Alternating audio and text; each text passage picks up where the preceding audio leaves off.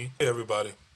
One of the goals that I have of this channel is to look back at older leaders, ones that I think still have relevance in this day, especially those that have been touched multiple times by Bandai because of their power level, and a lot of times people don't really give them the respect that they deserve. So one such leader we're talking about is none other than Vegeta Xeno and Trunks Xeno, also known as Vegeks, the unsung fusion hero. This leader has gotten multiple cards banned in errata until eventually it was errata itself. So let's look at my current list for this leader, why I still think it's strong, and in fact believe it might even be the best black deck in its current format. So this leader right here, let's just go over its abilities. It has a permanent on the front and back side that says that you cannot play non-black battle cards. You can include them in your deck. I don't have such a card in this deck, but before it used to be Furthering Destruction, Champa, and things like that. So the Activate main is what makes this deck kind of sane. Activate main, you get to burst 3 and draw a card. Seems benign, but the ability to go first and still charge, draw a card, and be at 6 is put you to some degree on par with the card advantage that you get for going second, while also maintaining energy advantage. Also, the burst 3 is significant when you look at its own personal pool of cards, which we'll get into in a bit. The awakening condition is much harder to achieve, which is to have 20 in your drop. So what we would rather do is to do the 4 or less life condition, which is what we do in this deck. When you do so, you untap 1, draw 1. If you do happen to get to the 20 or more in your drop, then you take life down to 6 if you're not already there. Backside, it has a cool permanent that says if you have Sparking 20 and your deck becomes 0, you get to shuffle your drop back into your deck. Now, that's important to keep in mind because this permanent supersedes whatever processing that is happening at the time. So, for instance, if you play a card that says like mill 3 and do whatever, and you only have 2 cards in your deck, you will mill 2, shuffle the deck back in, and then mill the additional 1, and then continue doing whatever you're going to do. That brings us back to its Activate main. On this side, instead of the burst 3, then draw, you draw, then you mill the 3. If you have a unison in play, you are able to give that unison double strike. That right there helps you to close out games against certain colors, such as yellow, if the opportunity comes up. What made this leader so special is all the free. What made a lot of aggro work in Dragon Ball in the past was actions per turn. How many attacks can you get for the least amount of energy within a turn? So anyway, we have 3 copies of the Unison. We have 4 copies of the Kai, 3 copies of the Trunks, and 3 copies of the Vegeta. So they all have the same auto effect that says that if your leader is a black sand leader, you are able to send this card, when this card is sent from your deck to your drop, it doesn't matter how it's done, you are able to put it into play. So when that happens, you basically are getting these cards for free. Having free value off of your ability to just burst and draw a card is pretty strong. In the case of the Unison, Trunks, and Vegeta, they're basically unique. With the Trunks and Vegeta actually being unique and the Unison requiring you not to have a Unison in play in order to play it. And the Kai does not have any such restrictions on it, which makes her pretty busted. Going over each one, the Unison has a +2 by pitching a card from your hand, which is good because you do need a discard outlet sometimes in this deck, and you make it a 15k. The -4 is to give it 20k in dual attack. That is really, really strong to finish out a game. Just a quick tip, you want to do this effect before you mill with your leader, or else you're going to remove the double strike on a Unison. Kai, we all know her. We all love her. 5 or less cards in your hand when this card is in your combo area, she becomes a 10k. So a lot of times you're able to build up like 2 or 3 of these. If your opponent don't remove them, then you're in a situation where you're able to just combo to insane numbers on random attacks. Trunks is a blocker. He also takes life on play if you choose to, and his name is significant in the deck. And Vegeta is a free 19k. He also has an ability that does come up, which is you can activate battle, pay 2, warp a 3 or less.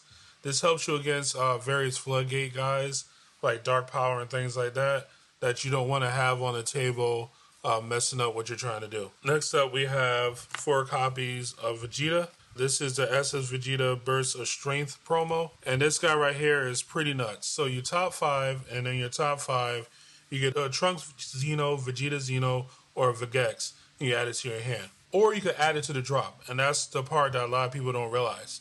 So because you're looking at the cards from the top of your deck, and then you can put it into the drop, you can actually trigger these guys' abilities. The next ability that makes them really, really strong is you could pay 1 if you have 3 or more energy to go into the 6-drop Vegeks in the deck.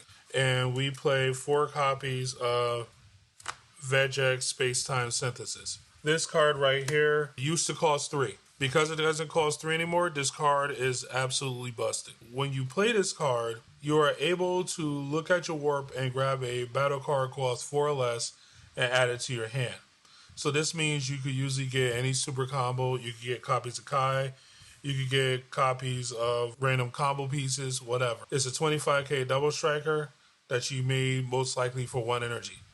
In the cases that your game is going a little bit longer than you plan on and you never seen a 1-drop or you build them all, you could pay 3 for this, especially if you plan on awakening that turn, and you could still get a lot of the same benefits.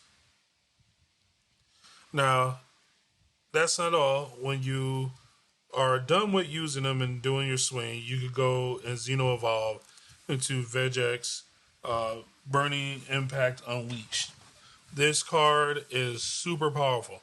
It is basically SS3 Gogeta thwarting the Dark Empire, but with 5k more power. You just have to Xeno Evolve it on top of this, so that means you warp this and you play this in active mode. A lot of people don't realize that Xeno Evolve means the card comes in active mode, and it also does not carry over any minuses or anything like that. So that also makes it really powerful. What I wanted to do was increase the speed of the deck as much as possible.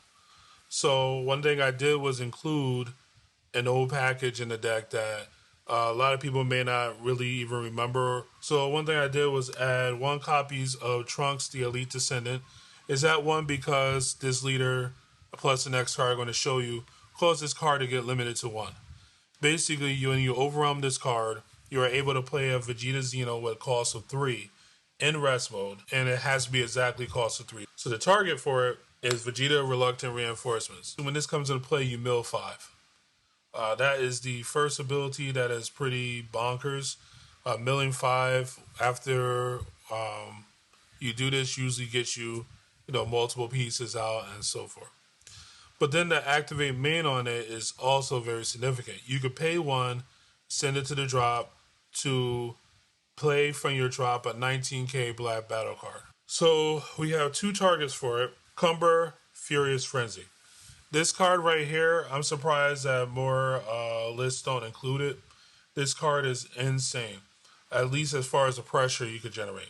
If you go first, having this card in your hand puts so much power on the table. So usually your opponent will play some random cantrip on their first turn, like they'll charge, play a 1-drop, top, whatever, or draw, and pass their turn. And then you get to punish them for it, because once you have 2 energy, you can pay a black, play this guy, and then you have a 19k dual attacker on turn 2 for 1 energy. That's not including anything else you might have milled. You might have milled a Vegeta, and then you also have Overwhelm. So that's very powerful. But that's not what we're here for. We're here to win games, despite what our opponent is doing. So we play 1 copy of Black Mad Saiyan the Devastator. This card has the ability to burn your opponent if they decide to have the audacity to negate his attack or combo out of his attack. The requirement, though, is that you have to have 15 or more Saiyans between your drop and your opponent's drop. In most games, your opponent will help you significantly. They'll have, like 4 or 5 or maybe even 6. And you're going to get a pretty decent sized drop if you want to, with the plan of playing this card. This card being 19k also means it doesn't hit some of the key Z leaders, which is also a guaranteed way to make this ability go off. If you ever caught my live stream from my locals, my opponent went into the Gohan Z battle card. Z leader, And I was able to swing this card at it, and he was like, cool, any combos? And I said, no. And he was like, well, I'm 20. And I said, yep, warp the last life. And it freaked him out. Now, we have to run a certain amount of overwhelm, We already talked about this one card, but that's like your early overwhelm. It's kind of high roll because it is a one of. But if you open it or you see it off your first top 5 search off of this guy, then you're turboing through your deck. But we also have other overwhelm, which is 3 copies of SS4 Son Goku Beyond All Limits. This card is nuts. You overwhelm it, you can get back a 3 to 7 size battle card. Usually you pick up his dance partner, the Vegeta. But if you don't, you can always get back a piece that you needed to go into your Vegeks shank. But usually, again, you go into the Vegeta. The Vegeta comes down for 1 energy if you have the Goku out and is able to warp an opponent's battle card and come through with 30 crit. Then we have 2 copies of Son Goku True Fighting Spirit. The Goku comes up quite a bit, but now he's tagged as unique. But basically, he's there to incidentally punish people when they use counter skills to make them warp a card from their hand. Our super combo is, of course, Vegeta.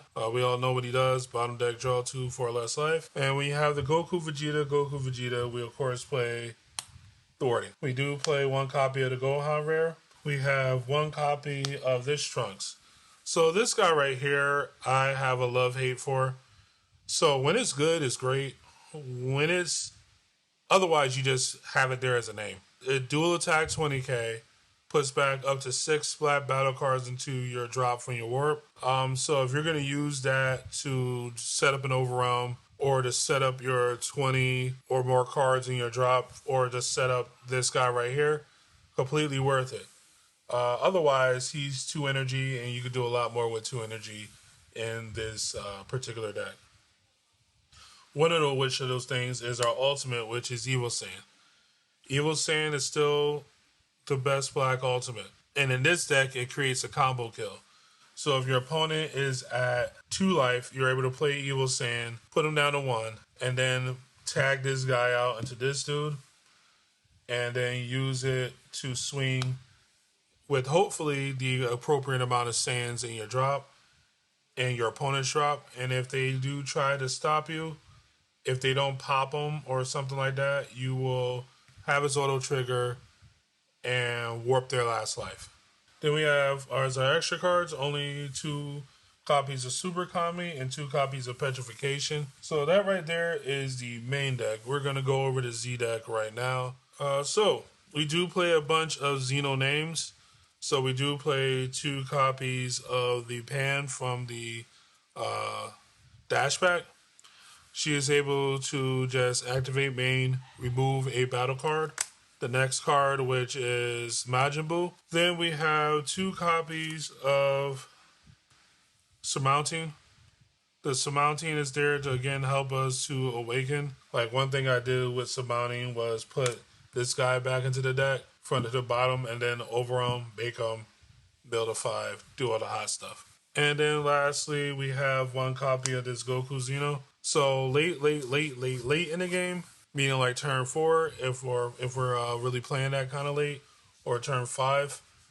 This guy usually is around 25k critical for 2 energy, which makes him really, really powerful. And that's about it. Again, as always, deck list down below. Hopefully you guys enjoy the deck profile, and I'll catch you again next time. This is VG Time, signing out.